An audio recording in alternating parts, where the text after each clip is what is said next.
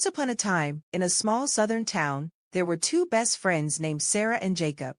Sarah had skin like warm cocoa, and Jacob's was the color of pale sand.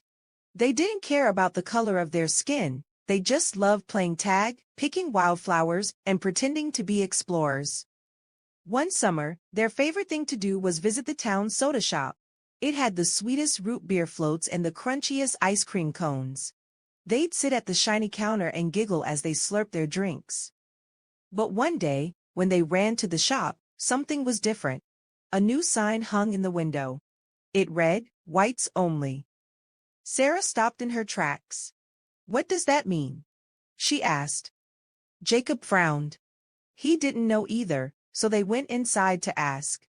The shopkeeper, Mr. James, stood behind the counter. He looked at Sarah and said, "Sorry, little lady. You can't sit here anymore." Sarah's eyes widened. "Why not?" Mr. James scratched his head awkwardly. "It's just the law now," he mumbled.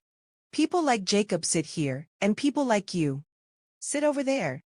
He pointed to a rickety bench outside, far from the counter. Sarah felt tears prick her eyes. "But we always sit together," she whispered. Jacob clenched his fists. "That's not fair." Mr. James sighed. "That's just the way things are now. It's called the Jim Crow law." Sarah and Jacob left the shop, their hearts heavy. Sarah sat on the bench outside, while Jacob sat at the counter inside. But neither of them touched their root beer floats. It didn't taste the same when they weren't together. That night, Sarah told her grandma what had happened. Grandma nodded sadly. Jim Crow laws are rules that say people with different skin colors can't share the same things. It's wrong, but some people don't see that yet. "Why would anyone make a law like that?" Sarah asked. Grandma smiled sadly. "Because they're afraid of what happens when we all sit at the same table. But one day, brave people will change those laws.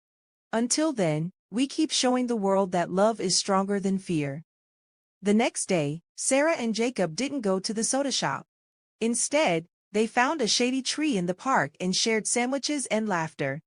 As they sat together, they dreamed of a world where everyone could sit at the same table, just like they always had.